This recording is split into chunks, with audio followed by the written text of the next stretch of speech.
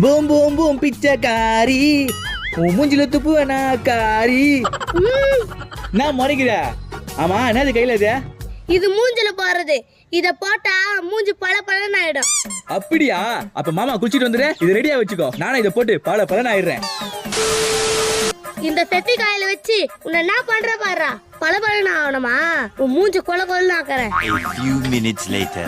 ஏய் எங்க இந்த கிரீம்? இந்தா. இன்னைக்கு பல பலன்னு ஆயிட வேண்டியதுதான். ஐயோ கர்ணே, உன்னை விட அழகு வேற எவனும் இருக்க கூடாதுடா.